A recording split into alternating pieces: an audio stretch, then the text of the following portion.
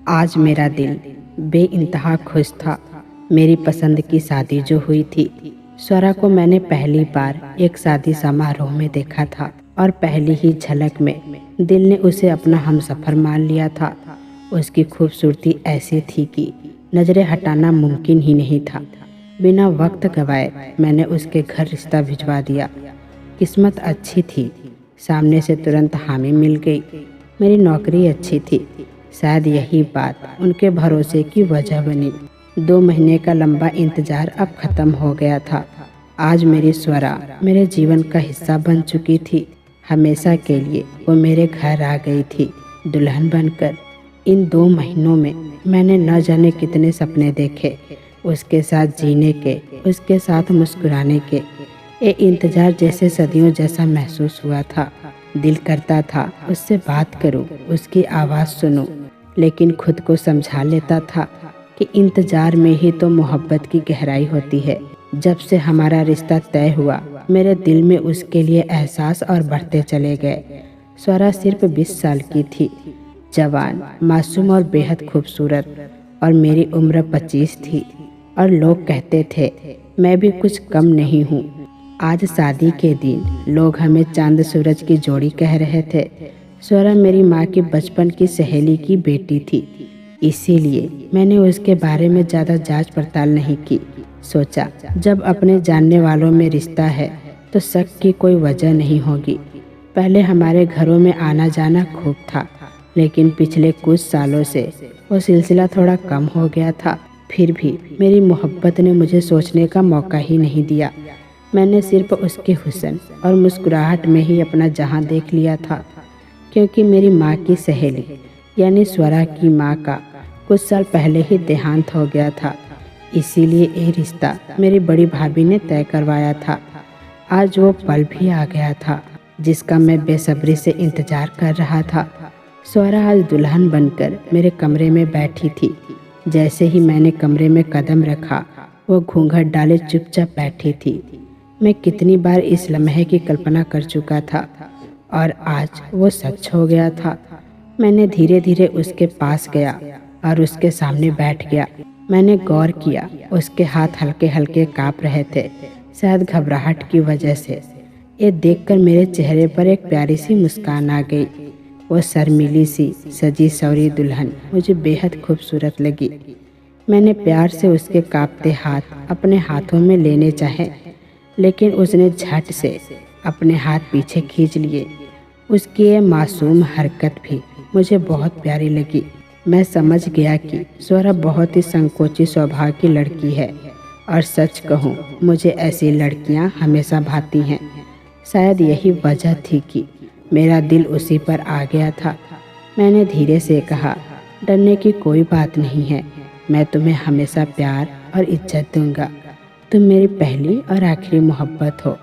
इतना कहकर मैंने धीरे से उसका घूंघट हटा दिया।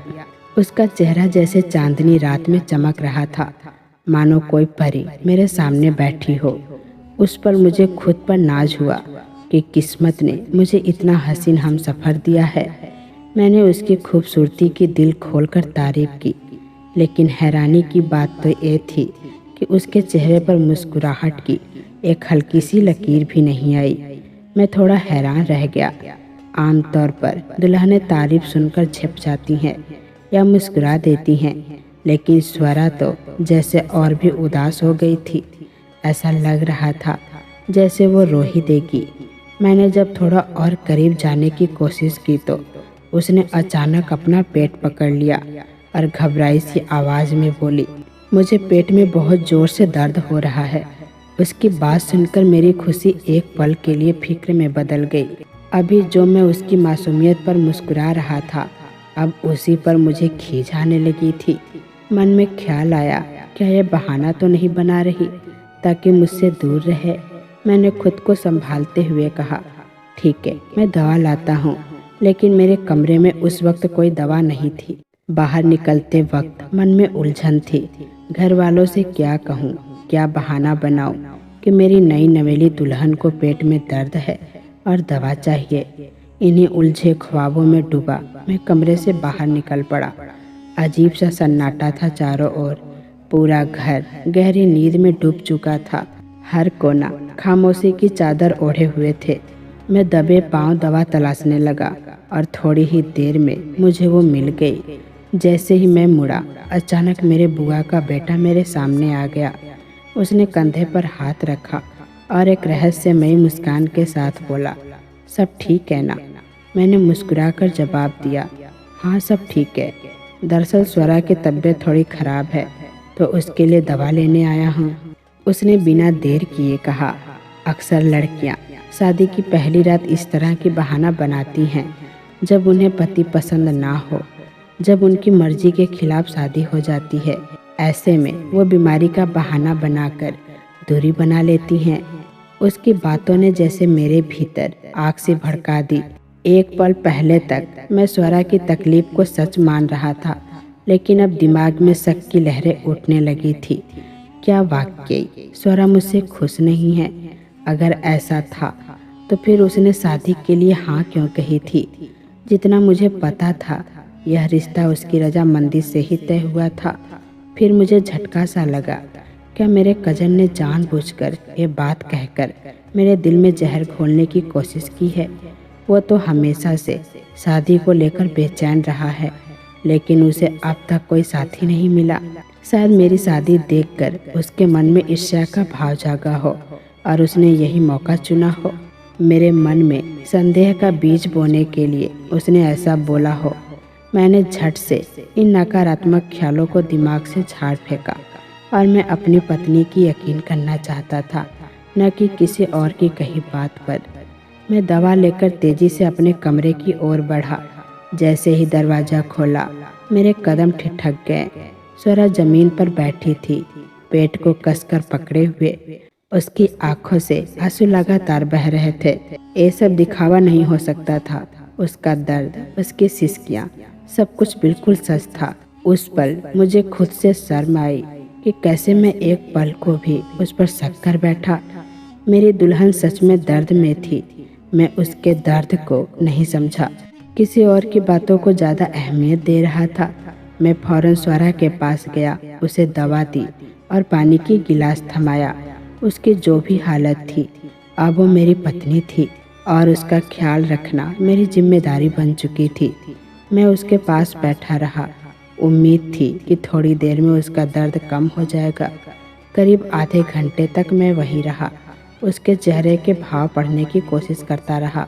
मैं बात करना चाहता था, कुछ कहकर उसका मन हल्का करना चाहता था, लेकिन वो बिल्कुल चुप थी। न कुछ सुनने का मन था, न कुछ कहने का। ऐसा लग रहा था जैसे वो बहुत गहरी तकलीफ में हो। थोड़ा मायूस होकर मैंने अपना मोबाइल उठा लिया और खुद को गेम्स में उलझा लिया। कुछ समय बाद जब मैंने नज़रें फ़ोन से हटाई तो देखा कि स्वरा गहरी नींद में सो चुकी थी। यह देखकर दिल भारी हो गया। इस रात के लिए मैंने न जाने कितने ख्वाब बुने थे। सोचा था कि अपनी मोहब्बत से दिल की बातें कहूँगा, उसके करीब रहूँगा, कुछ हंसी खुशबू भरे लम्हे बिताऊँगा, लेकिन उन सभी ख्वाबों पर जैसे चुप्पी की चादर पड़ गई थी।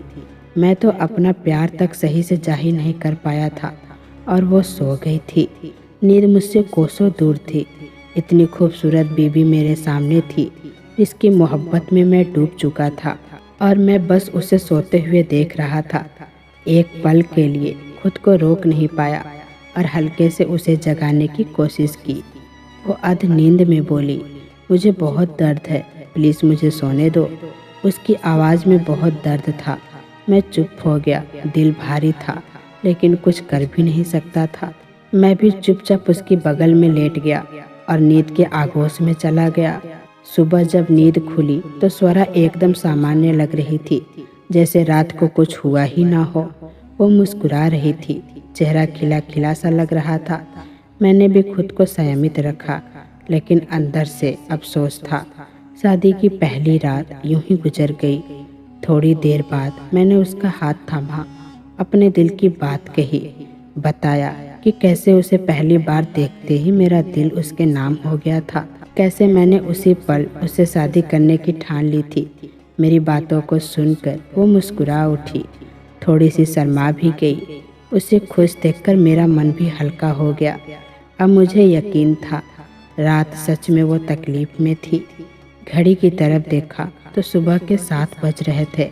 दिसंबर की ठंडी सुबह थी। बाहर अभी भी अंधेरा फैला हुआ था। घर के सभी लोग गहरी नींद में थे, कोई जागा भी नहीं था। मैंने सोचा अभी काफ़ी समय है, शायद 9 बजे तक सब सोते रहेंगे। यही सोचकर मैं स्वरा के करीब होने लगा, लेकिन तभी उसने फिर से अपना पेट पकड़ लिया और कराहते हुए बोली, फिर से दर्द शुरू हो गया है। उसकी बात सुनकर मैं ठिठक गया। इस बार मुझे भीतर से कुछ अजीब सा महसूस हुआ, जैसे कोई अनकही बात मेरे सामने आकर खड़ी हो गई हो। अभी कुछ देर पहले तक स्वरा पूरी तरह ठीक लग रही थी।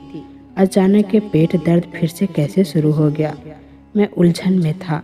दिल कह रहा था कि उसे डॉक्टर के पास ले जाऊं, लेकिन दिमाग बार बार समाज के तानों और रिश्तेदारों की फुसफुसाहटों की याद दिला रहा था।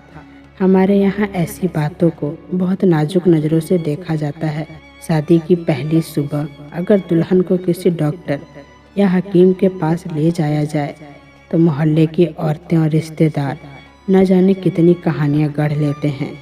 बातें फैलती नहीं, तीर बन जाती है, और वो भी सीधे इज्जत पर आकर लगती है। मुझे यकीन था कि स्वरा को तकलीफ है, लेकिन मुझे अपने खानदान के मिजाज की भी खूब पता था। हमारे रिश्तेदार पहले ही अंदर जलते रहते थे। मैंने अपनी शादी में थोड़ी ज़्यादा ही चमक धमक कर दी थी। जितनी हैसियत थी उससे भी ज़्यादा खर्च कर दिया था, क्योंकि नौकरी नई नई मिली थी और तनख्वाह भी अच्छी थी। बाकी लोग तो छोटे छोटे कामों में भी कंजूसी करते थे।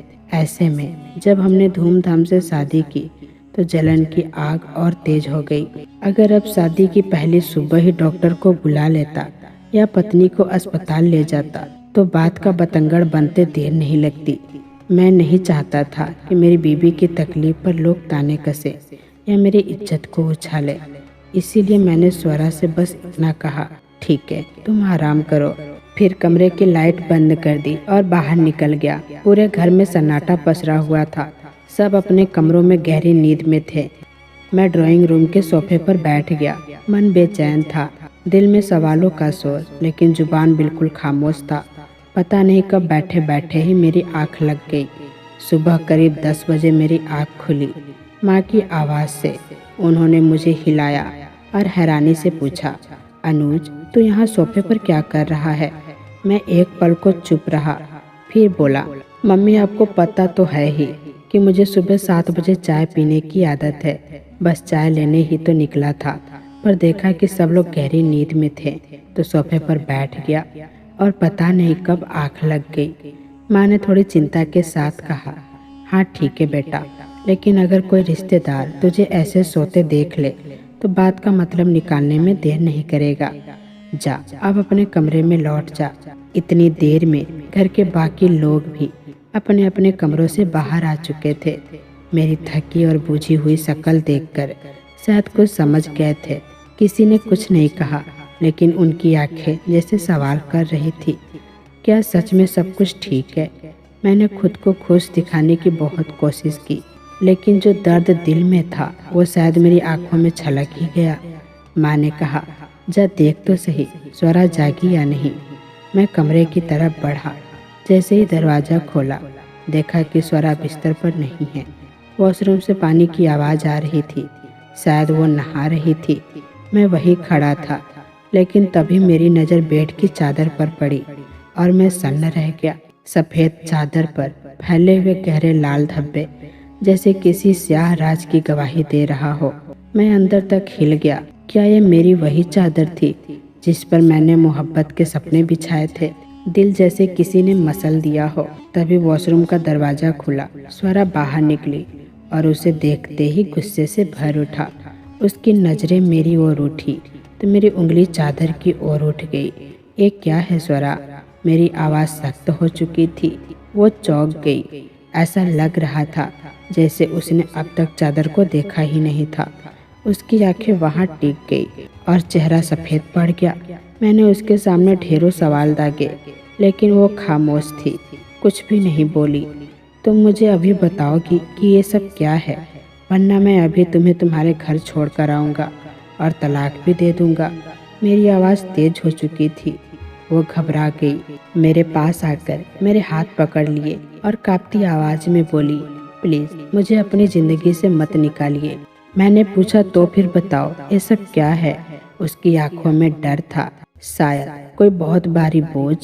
वो बोली, मुझे 5 महीने का वक्त दीजिए, मैं सब कुछ बता दूंगी, लेकिन अभी नहीं। अगर अभी सब कुछ खुला तो बहुत कुछ बर्बाद हो जाएगा। उसकी बातों पर मुझे यकीन नहीं हो रहा था। वो कौन सा राज था जो इन पर्दों में छिपा हुआ था? मैंने कहा, रात तुमने मुझे अपने पास नहीं आने दिया, सुबह भी तुम्हारा बर्ताव अजीब रहा, और अब ये खून के धब्बे। क्या तुम मुझे धोखा दे रही हो? मैंने तुमसे प्यार किया, बिना कोई सवाल किए शादी की, और अब मुझे लग रहा है कि शायद मैंने गलती की है। उसकी आंखों से आंसू बहने लगे, लेकिन मेरे भीतर अब विश्वास की जगह संदेह ने ले ली थी। आखिर ऐसा कौन सा राज है जो 5 महीने से पहले नहीं बताया जा सकता? मैं धीमी लेकिन सख्त आवाज़ में बोल रहा था, ताकि हमारी बातचीत कमरे की दीवारों से बाहर न जाए। अगर किसी ने सुन लिया होता तो बात का न जाने क्या रंग ले लिया जाता। मेरी शादी के हालात पहले ही उलझे हुए थे, और मैं नहीं चाहता था कि मेरे अपने ही दुश्मन इस हालात पर जश्न मनाए। मैंने अब तक अपनी ज़िंदगी में कभी अपनी कमजोरियों को किसी के सामने जाहिर नहीं किया था, खासकर उन लोगों के सामने जो मेरी मुस्कान से जलते थे। स्वरा मेरी बातों से बहुत घबरा गई और फिर रोने लगी। उसे यूं टूटते हुए देखना मेरे लिए आसान नहीं था। जो भी हो, वो मेरी पहली मोहब्बत थी, और उसकी आंखों से बहते आंसू मेरे दिल को कहीं गहराई तक चोट पहुंचा रहे थे। मैंने गहरी सांस ली और कहा, स्वरा रोना बंद करो। फिर उसे बेड पर बिठाया। हम दोनों ही नहीं जानते थे कि कमरे का दरवाज़ा आधा खुला हुआ था। वो कांपती आवाज़ में बोली, प्लीज़ अनुज, इस बात को किसी से मत कहना। मेरी इज्जत तुम्हारे हाथ में है। जो भी है, इस राज को राजी रहने दो। मैं वादा करती हूँ 5 महीने में सब साफ हो जाएगा, लेकिन अगर कुछ भी बाहर गया तो बहुत कुछ बर्बाद हो जाएगा। उसके बातों ने हालात को और भी पेचीदा बना दिए थे, और तभी मेरे पीछे से एक अनकही आवाज़ ने उस माहौल को पूरी तरह तोड़ डाला। भाभी, अब रो क्यों रही हैं? क्या अनुज ने कुछ कहा है? मैं तुरंत पीछे मुड़ा। दरवाजे पर मेरे बुआ का बेटा साहिल खड़ा था, वही कजन जो पिछले कुछ दिनों से मुझे कुछ ज़्यादा ही संदिग्ध लगने लगा था। स्वरा ने भी तुरंत आंसू पोंछे और नजरें झुका ली। साहिल कमरे में बेधड़क चला आया था, शक से भरी नजरों के साथ। मेरी आंखों में गुस्सा उभर आया। मैंने सख्त लहजे में कहा, तमीज नहीं है तुम्हें? किसी के कमरे में दस्तक दिए बिना घुस आते हो? और तुम क्यों कर रहे हो? भाभी है वो तुम्हारी, आदर से बात करो। स्वरा ने मेरी आंखों की ओर देखा, फिर निगाहें नीचे कर ली। मैंने बात को संभालते हुए कहा, ऐसी कोई बात नहीं है। दरअसल स्वरा को अपने घर की याद आ रही थी, इसीलिए वो रो रही थी। अब मैं समझ चुका था। अब ठीक है, लेकिन मेरी आंखों ने साहिल की आंखों में कुछ और ही पढ़ा।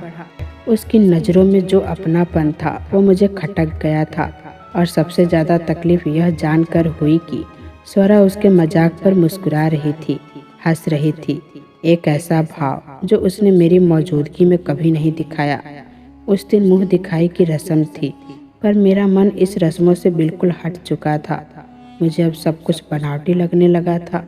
साहिल की हरकतें, उसकी नज़रें और स्वरा की प्रतिक्रिया, सब कुछ मेरे भरोसे को डगमगा रहे थे। एक तूफान था जो भीतर खामोशी से उठ रहा था, और मुझे नहीं पता था यह तूफान मेरे रिश्ते को किस किनारे पर ले जाएगा। मैं चेहरे पर जबरदस्ती की मुस्कुराहट सजाए बैठा था। वजह सिर्फ इतनी थी कि अपने खानदान के लोगों में कोई बात उठे, ये मैं नहीं चाहता था। शादी की चहल पहल अब धीमी पड़ने लगी थी। मेहमान विदा ले रहे थे। स्वरा सबसे मिलकर अपने कमरे में जा चुकी थी। तभी मेरी मौसी, जो चलने फिरने में असमर्थ थी, उन्होंने स्वरा की फरमाइश की। मैं उसे बुलाने के लिए कमरे की ओर गया, लेकिन जैसे ही दरवाजे के पास पहुंचा, नज़ारा देखकर मेरे पैरों तले जमीन खिसक गई। दरवाज़ा थोड़ा खुला हुआ था, और अंदर मेरा छोटा भाई स्वरा के बेहद करीब खड़ा था। उसके हाथ स्वरा के बालों में उलझे हुए थे। वो उसके बालों में कुछ तलाश रहा था या छू रहा था। मैं कुछ समझ नहीं पाया। मुझे देखते ही वो एकदम से चौंक गया और सफाई देने लगा। भाई भाभी के बालों में सेफ्टी पिन फंस गई थी, वही निकाल रहा था। उसकी हड़बड़ाहट और घबराई निगाहें कुछ और ही इशारा कर रही थी। मेरे जहन में पिछली रात की वही चादर फिर घूम गई। सफ़ेद चादर पर पड़े लाल धब्बे। 1 महीना जो मुझसे कुछ छुपा रही थी स्वरा। सबके सामने हंस रही थी, सबसे सहजता से बात कर रही थी, पर मेरे सामने आते जैसे कोई दीवार खड़ी कर देती थी। आखिर मुझ में ऐसा क्या था जो उसे मुझसे दूर कर रहा था? मैं खामोशी से बाहर निकल आया। मेहमान विदा ले रहे थे और मैं बस औपचारिकताओं को निभा रहा था। तभी साहिल, मेरा करजन, जो अब निकलने ही वाला था, उसने रुका और बोला, अरे भाभी, मेरी घड़ी कहीं भूल गया हूँ। लगता है तुम्हारे कमरे में ही छूट गई है। उसकी बात पूरी होते ही स्वरा ने तुरंत जवाब दिया, हाँ, वो साइड टेबल पर रखी है। मेरे कदम वहीं रुक गए। स्वरा को कैसे पता चला कि उनकी घड़ी उनके पास रखी है? और फिर ये कैसे हो सकता है कि साहिल का कोई सामान मेरे कमरे में रह गया हो? मेरे जहन में हलचल सी मच गई थी। पहले मेरा भाई, अब साहिल। कौन था जिसने मेरी हदों को लांघा था? मैं भीतर ही भीतर टूट चुका था। और वो औरत जिसे मैंने अपनी मोहब्बत समझकर अपनाया था, अब मुझे पराई लगने लगी थी। बिना कुछ कहे मैं बाहर निकला, बाइक उठाया और शहर की सुनसान सड़कों पर भटकने लगा। न वक्त का होश था, न ठिकाने का। मोबाइल पर मम्मी पापा की लगातार कॉल्स आ रही थी, लेकिन मैं क्या बताता कि उनकी नई बहू ने मेरी उम्मीदों का कत्ल कर दिया है। काफ़ी देर बाद खुद को संभाला और लौट आया। माँ गुस्से में थी। नई नवेली को छोड़कर कहाँ गायब हो गए थे? मैंने बस बहाना बना दिया कि बाहर खाना खाने गया था। घर के सारे लोग खाना खाकर सो चुके थे और मेरी भूख तो जैसे कहीं गुम हो चुकी थी। अब मैं अपने कमरे की ओर बढ़ा। आज मैंने तय कर लिया था, अब चुप नहीं रहूँगा। मुझे स्वरा से बात करनी थी। मुझे जानना था कि क्यों उसने मेरी आंखों में भरोसे की जगह शक को छोड़ दिया था।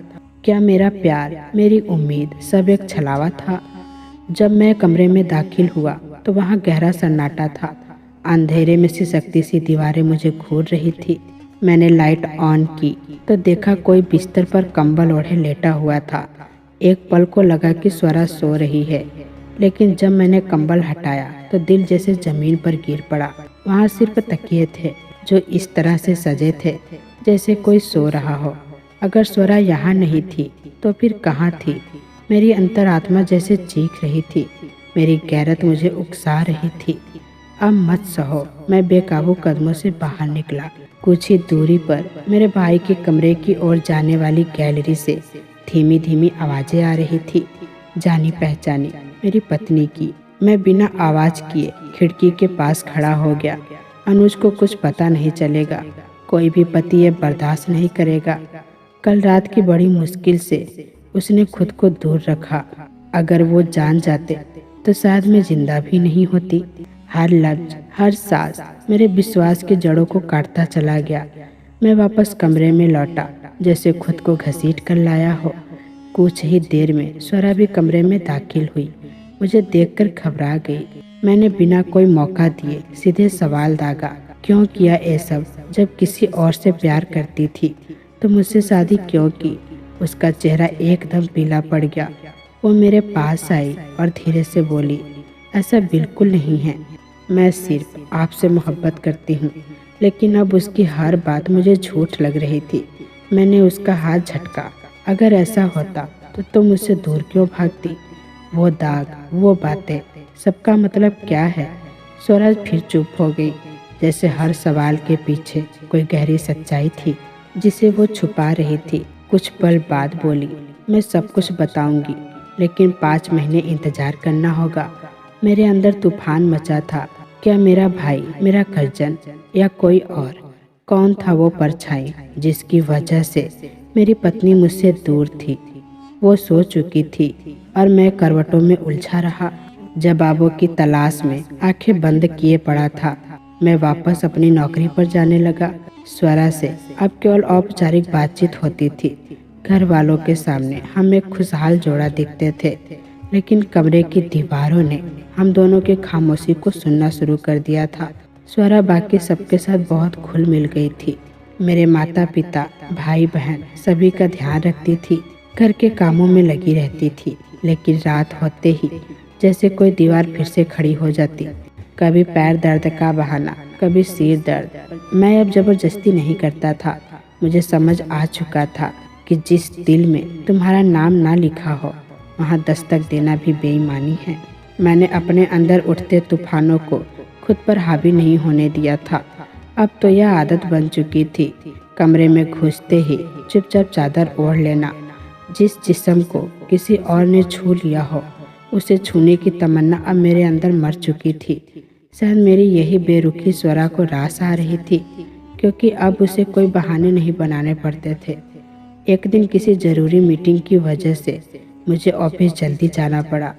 जब काम जल्दी निपट गया तो मैं दोपहर से ही पहले घर लौट आया। घर पहुंचते ही सबसे पहले नज़र कमरे पर गई, लेकिन वहां सन्नाटा था। न स्वरा थी, न कोई हलचल था। मैंने पूरे घर में स्वरा को ढूंढा, हर कमरे, हर कोने में देखा, लेकिन वो कहीं नहीं थी। आखिरकार मैंने अपनी माँ से पूछ ही लिया, माँ स्वरा कहाँ है?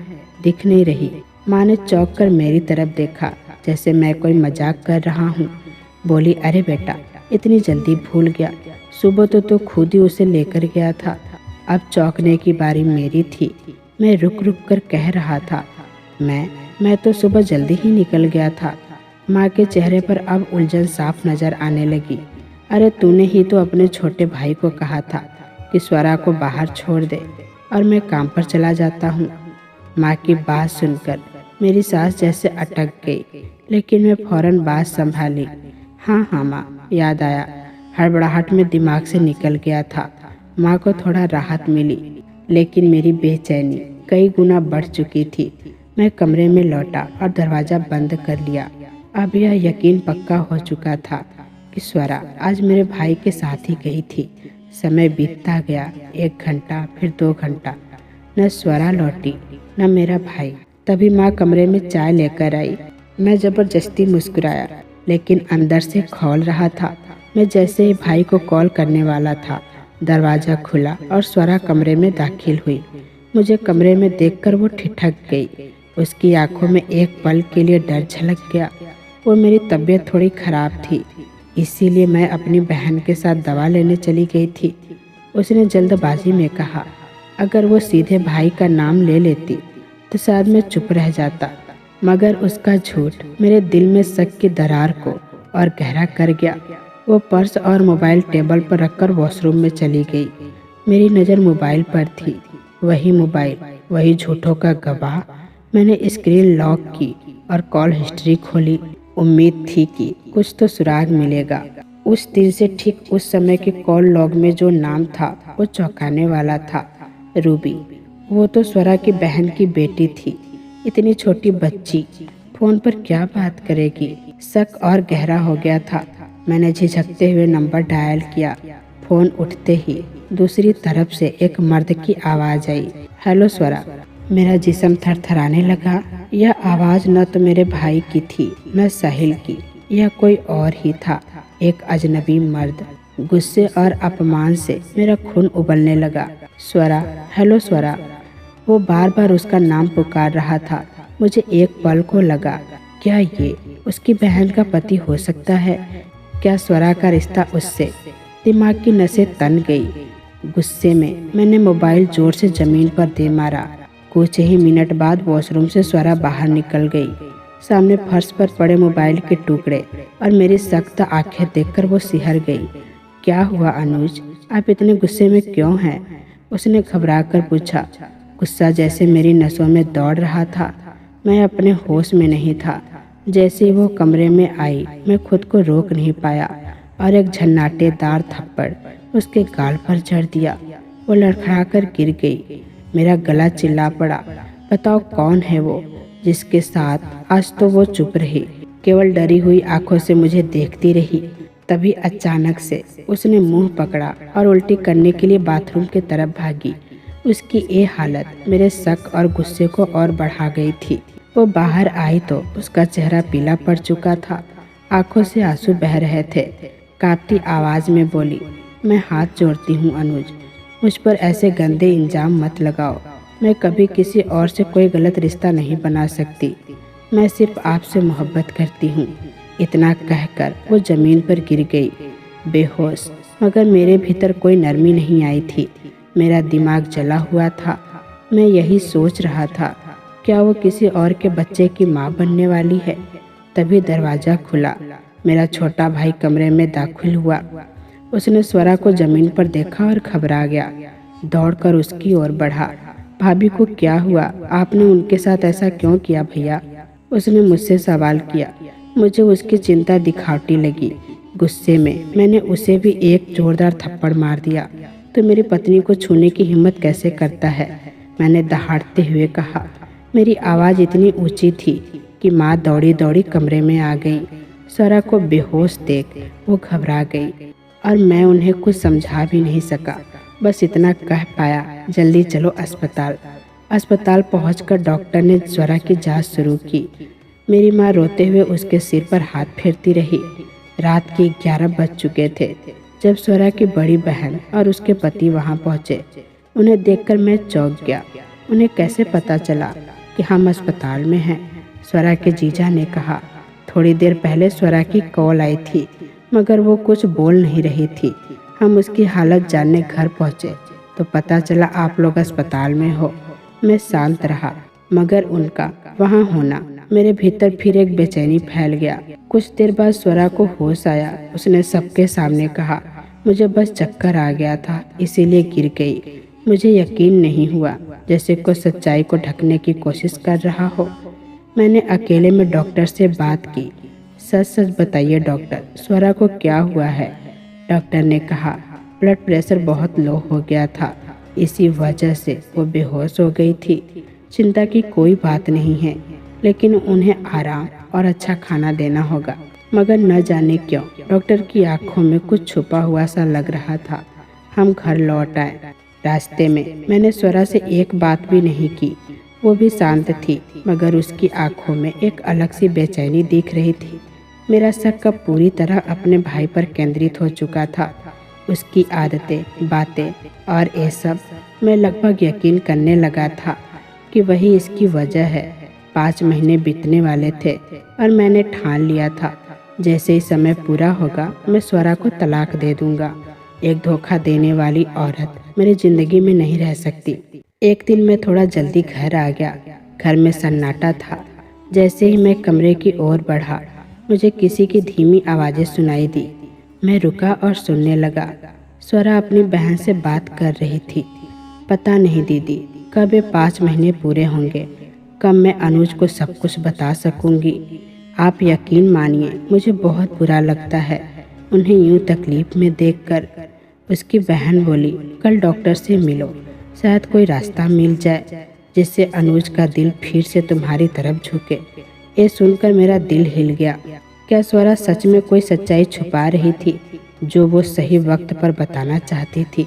अब मैं समझ चुका था, मामला उतना सीधा नहीं जितना मैं समझ रहा था। स्वरा डॉक्टर के पास जाने वाली थी। सुबह की किरणें अभी ठीक से जमीन को छू भी नहीं पाई थी, पर मेरे मन में बेचैनी की आग धधक रही थी। मैंने तय कर लिया था, अब सच जानना ही होगा, चाहे जो भी कीमत चुकानी पड़े। काम का बहाना करके मैं जल्दी घर से निकल पड़ा। ठीक 11 बजे मैंने स्वरा को घर से बाहर निकलते देखा। वो एक रिक्शे में बैठी और मैंने भी दूरी बनाकर उसका पीछा किया। थोड़ी ही देर में वो एक गायनेकोलॉजिस्ट क्लिनिक के सामने रुकी। मेरा शक अब पिघलते लावे की तरह नफरत बनकर मेरी रगों में दौड़ने लगा। तो यही है सच्चाई, मैंने खुद से कहा। वो अंदर चली गई।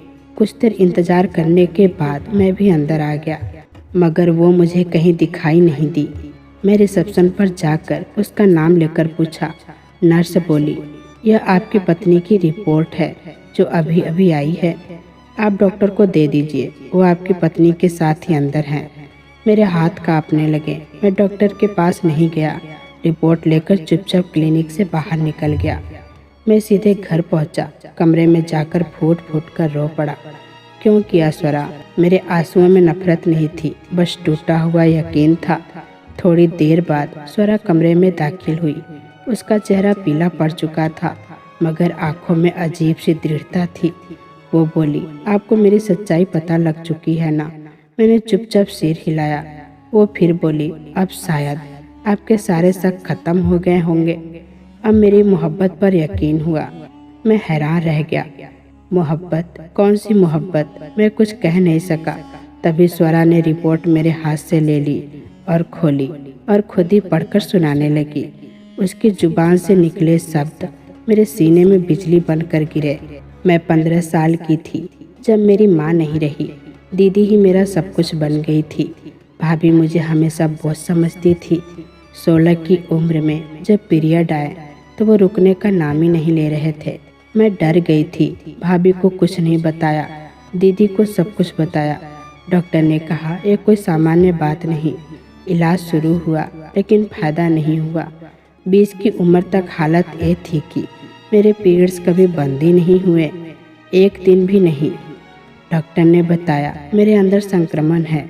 अगर मैंने किसी मर्द के साथ संबंध बनाए तो वो भी संक्रमित हो जाएगा। शादी तय हुई तो मैंने मना किया, मगर दीदी ने समझाया अनुज के जैसा लड़का मिलना किस्मत की बात है।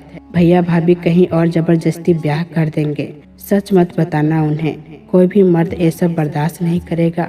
डॉक्टर ने कहा था कि 5 महीने दवा लेना जरूरी है, तभी शरीर पूरी तरह ठीक होगा। मैं तुम्हें सिर्फ इसलिए दूर रख रही थी ताकि तुम्हें मुझसे कोई बीमारी ना लगे। मैं झूठी जरूर थी मगर बेवफा नहीं। मैंने तुम्हारे लिए ही खुद को रोका था, हर दिन खुद को मारा था, सिर्फ इसलिए कि तुम्हें कोई तकलीफ ना हो।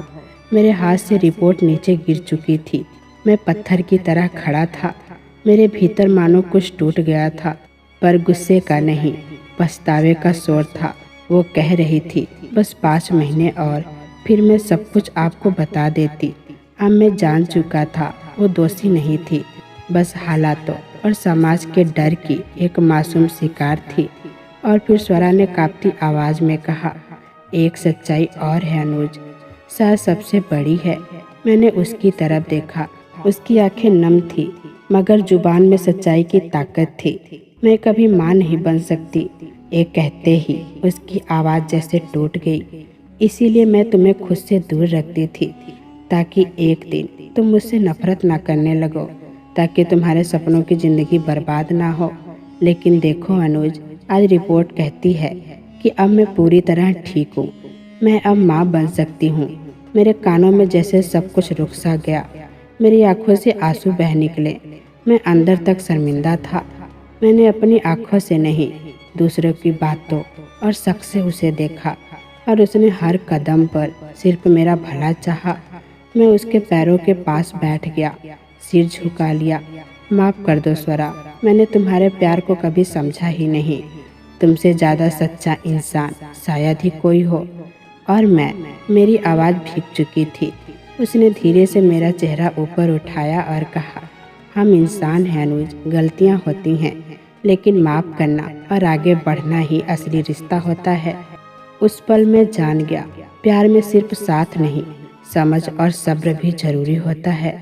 उस दिन मुझे अपनी सोच पर शर्म आई। मैंने जो जज्बातों में बहकर गलत फहमियाँ पाल ली थी, वही मेरी सबसे बड़ी हार बन सकती थी। जिंदगी ने मुझे सिखा दिया कि कभी कभी सच बहुत चुप होता है। बस उसे सुनने के लिए हमें अपने शक की आवाज़ को थोड़ा कम करना होता है। तो दोस्तों, कैसी लगी ये कहानी कमेंट बॉक्स में ज़रूर बताइएगा। फिर मिलेंगे दोस्तों अगली वीडियो के साथ। तब तक के लिए अपना ख्याल रखना।